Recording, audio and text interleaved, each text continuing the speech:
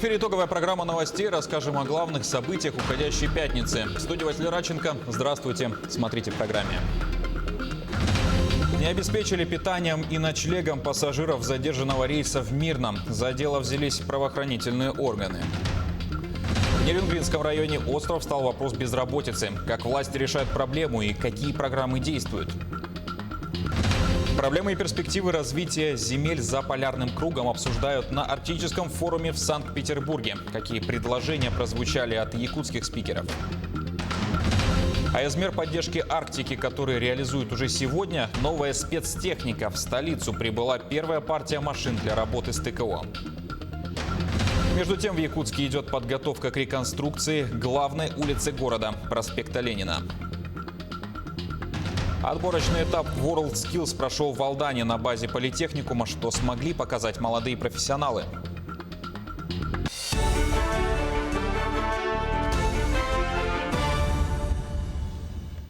Пассажирам отложенного рейса в Мирном не предоставили воды, горячего питания и места ночлега. Вылет перенесли в связи с погодными условиями из-за густого тумана. Это коснулось маршрута до Иркутска компании «Ираэро».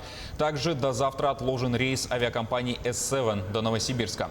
Со слов пассажиров S7, перевозчик не предоставил вылетающим положенного обслуживания. А так как аэропорт города Мирного работает до 22 часов, место для ночлега и даже напитки и горячее питание пассажирам пришлось приобретать за свой счет. Некоторые граждане обратились с заявлением в правоохранительные органы. Ситуацию взяли под контроль.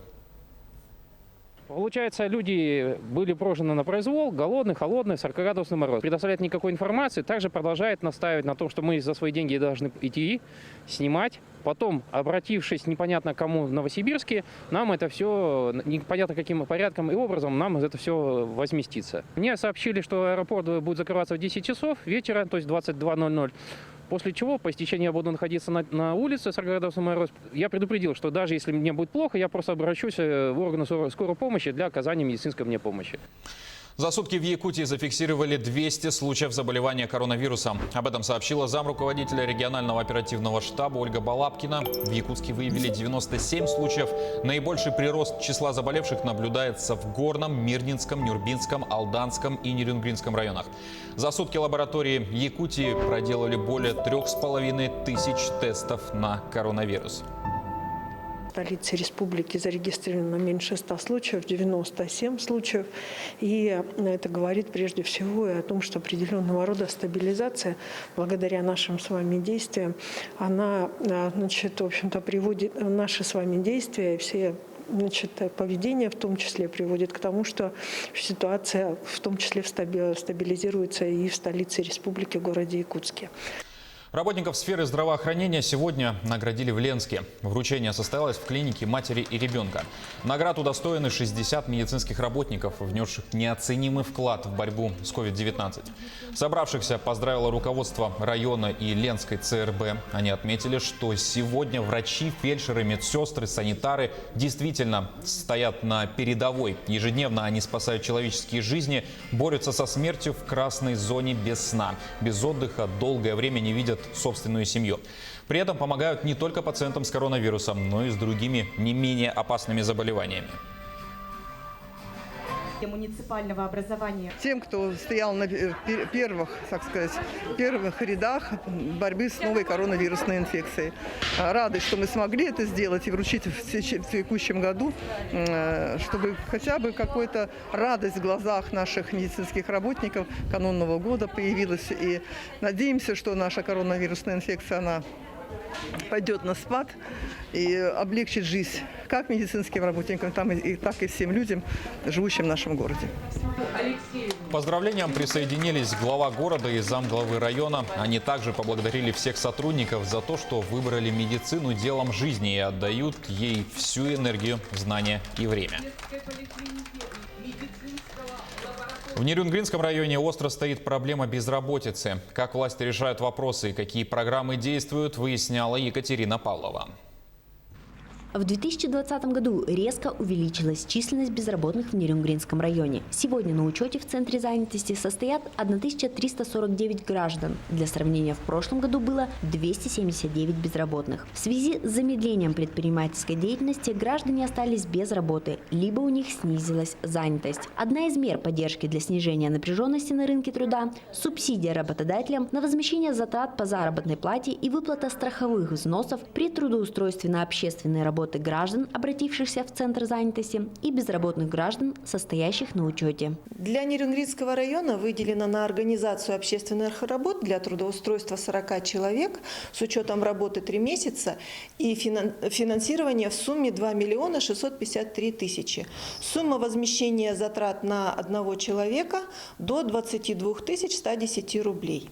На сегодняшний день поступили заявки на возмещение затрат на заработную плату и выплату страховых взносов от 14 работодателей на создание рабочих мест 80 гражданам. Безработные граждане трудоустроены по специальностям юрисконсульт, подсобный рабочий, сборщик мебели, продавец. Нерюнгринский городской водоканал по предложению Центра занятости начал участвовать в этой программе с сентября 2020 года. 4 человека поступили на временные работы в Горводоканал. Один из них остался здесь на постоянной основе. Парень показал свою очень заинтересованность в дальнейшем трудоустройстве на нашем предприятии. Мы его взяли, и сейчас он пока у нас слесарь 3-го разряда, но в дальнейшем, я думаю, он вырастет парень старательный.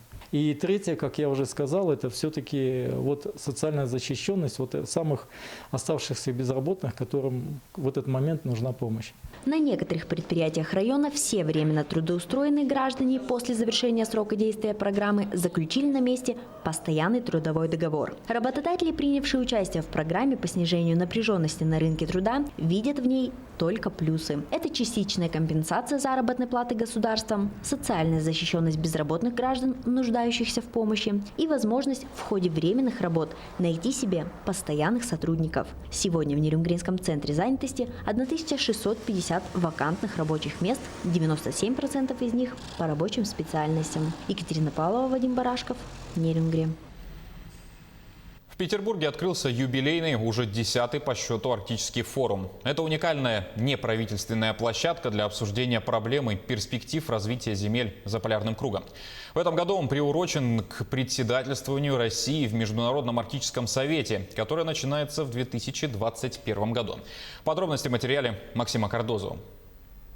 Арктический совет – это международная площадка, где обсуждают наиболее важные проблемы Заполярья. В состав совета входят 8 стран и 6 организаций, объединяющих коренные народы Крайнего Севера. 2 года наша страна будет задавать главные тренды в развитии всей Арктики.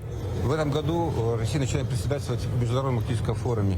И мы внесем туда идею, то, что Арктика должна быть зоной без конфликтов.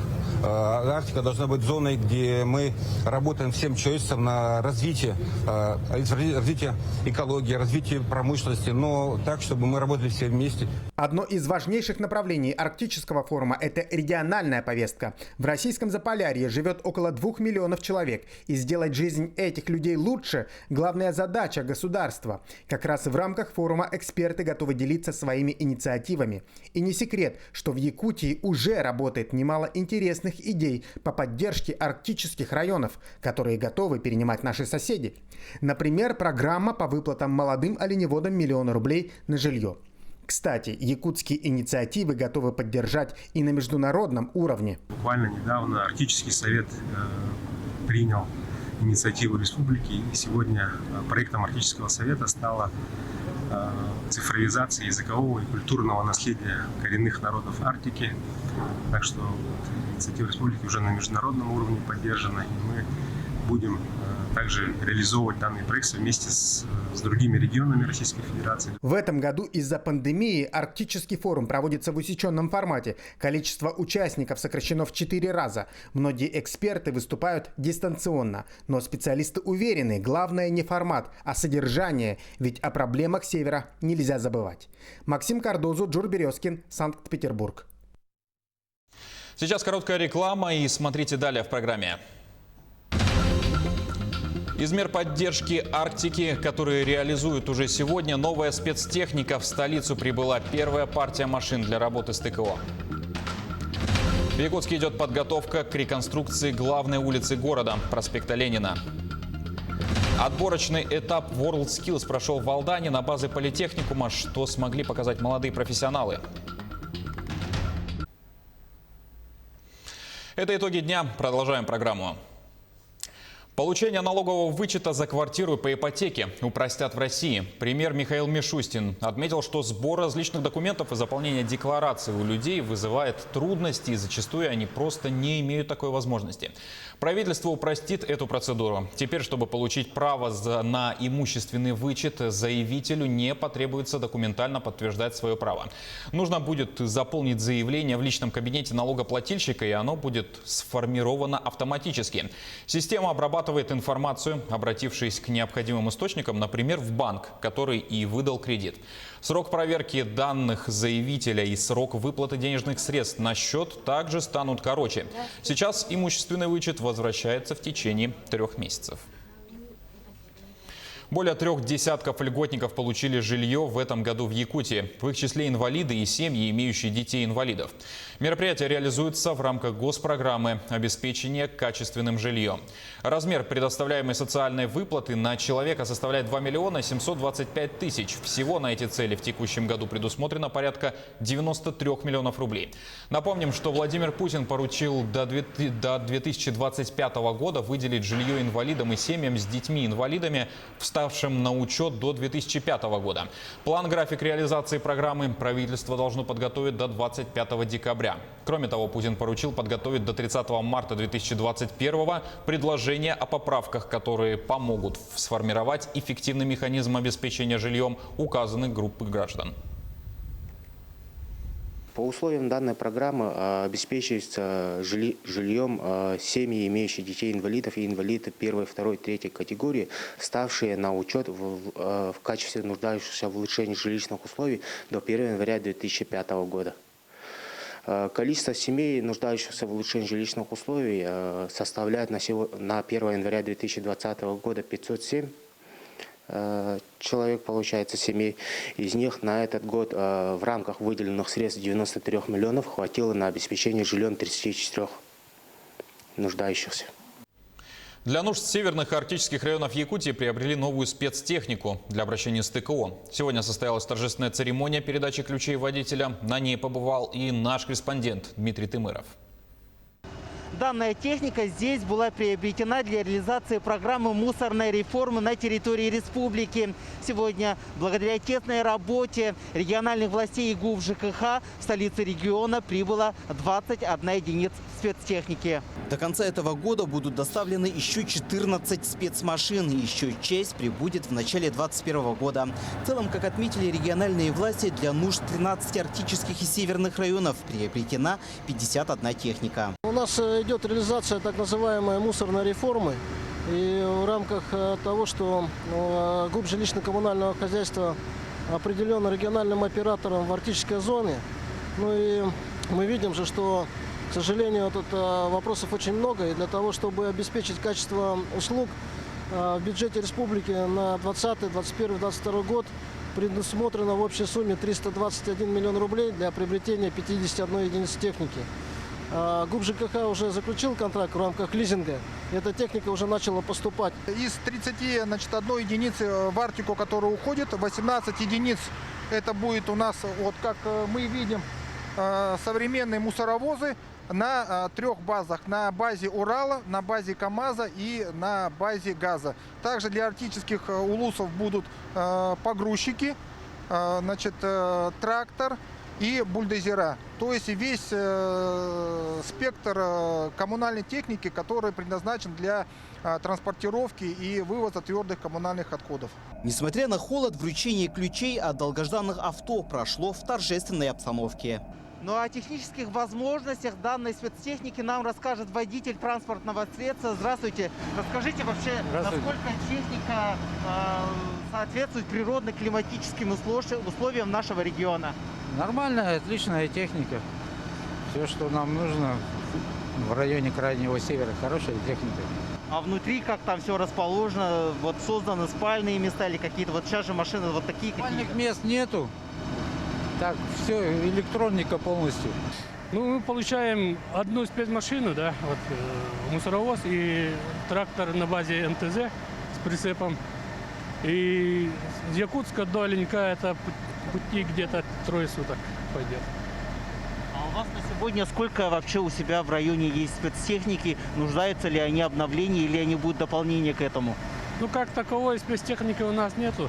У нас в аренде стоят там 1 Урал и 1 погрузчик. Уже скоро первая партия автотехники направится в Аллаиховский, Анабарский, Булунский, Оленёкский, Среднеколымский и Эвено-Батантайский районы. Пока же они будут находиться в Якутске и ожидать, когда окрепнет ледовый покров на автозимниках. Дмитрий Тымыров, Илья Сырометников, Якутск. Подготовительные работы к реконструкции проспекта Ленина проходят в столице. Центральная дорожная артерия Якутска будет обновлена от улицы Красноярова и до улицы Хабарова. Какие работы ведутся уже сегодня, знает Агафья Гоголева. Самая трудная работа, по словам властей столицы, лежит под землей. Практически по всей протяженности проспекта лежит коллектор водоканала 60-х годов. С тех самых пор, как его проложили, реконструкцией никто не занимался. После сильных ливней главная улица города превращается в огромную лужу. Проект подразумевает проведение ремонтных работ в коллекторе с заменой и уплотнением слабонесущих грунтов, которые становятся причиной просадки дорожного полотна. Вы видите только верхушку айсберга. Основная работа у нас идет под землей на глубине 5-10 метров. Там проходит туннель в высоту 2 метра. И находится там коллектор сам диаметром 1000 миллиметров. Срок работы очень сжатый. Поэтому мы выставили 9 подрядных организаций. График работы согласован с МКО «Главстрой».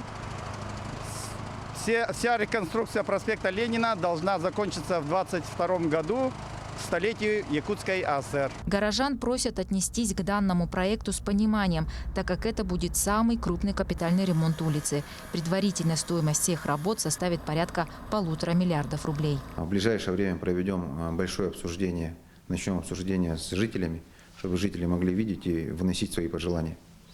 Вот, допустим, хотелось бы и хочется, и будет так, чтобы на тротуарах были узоры наши национальные. Будем ремонтировать в совокупности 3 года.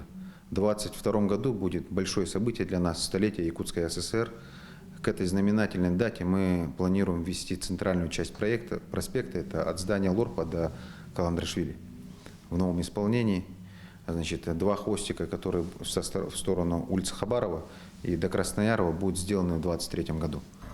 Скоро к ремонтным работам приступят Якутэнерго, газовые и дорожные службы. По словам инженеров, работы проводятся зимой, так как в другие времена года мешают грунтовые воды. Напомним, масштабная реконструкция начнется в следующем году. Будет произведен ремонт дорог, благоустроят всю прилегающую к нему территорию и приведут в надлежащий вид фасады зданий.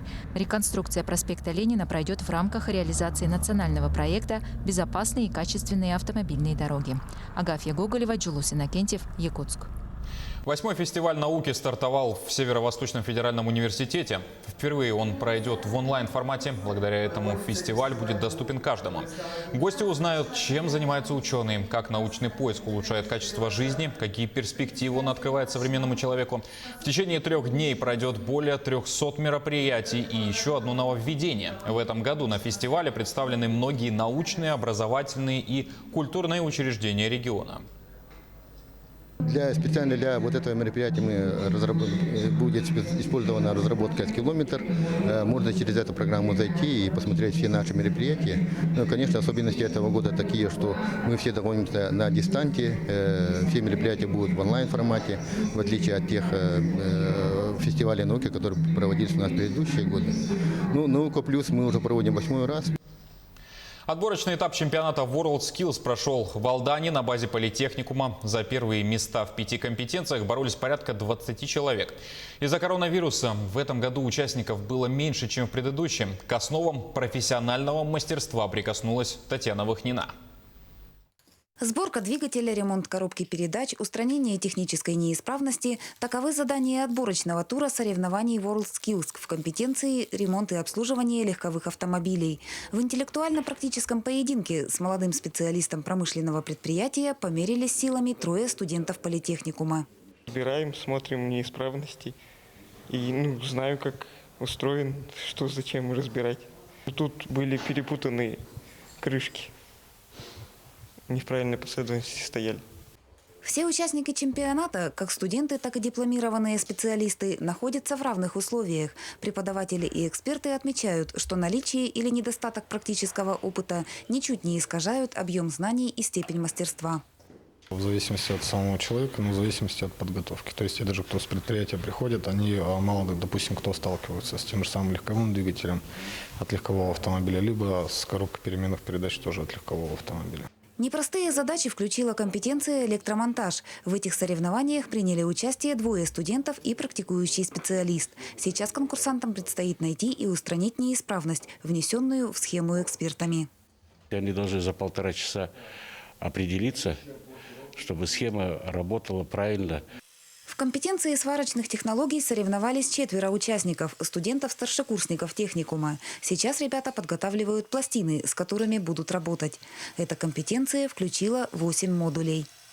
Они будут варить пластины и трубы ручной дуговой сваркой, аргонодуговой сваркой и будут выполнять конструкцию из алюминия полуавтоматической сваркой. Соревнования по каждой компетенции проходят в течение 2 дней. Будущие сварщики отметили, что волнения достигали апогея накануне соревнований. В процессе эмоции улеглись, уступив место сосредоточенности. Настроение хорошее, не выспался, правда. Задания сегодня легкие, варим на полуавтомате, только сложно будет варить на аргоне. Для нас это как бы впервые такое задание. Соревнования WorldSkills в компетенции лабораторный химический анализ на базе техникума проводятся во 2-й раз. Знаниями и мастерством померились 3 студенток, будущих экологов. На следующем этапе победительница отборочного тура станет хозяйкой площадки. Региональные соревнования в данной компетенции пройдут в Алдане. Задание, в общем-то, мы ориентируемся на российский финал. Поэтому берется задание оттуда, там либо добавляется, либо убавляется, в зависимости от, скажем так, от запросов.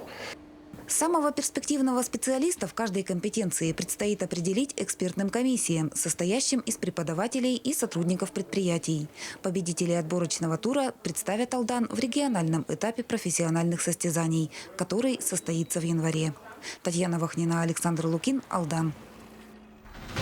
Это были главные события пятницы. Наш телеканал продолжит следить за новостями. Не забывайте носить маски, дезинфицировать руки и держать социальную дистанцию. Спасибо за внимание и хороших вам выходных.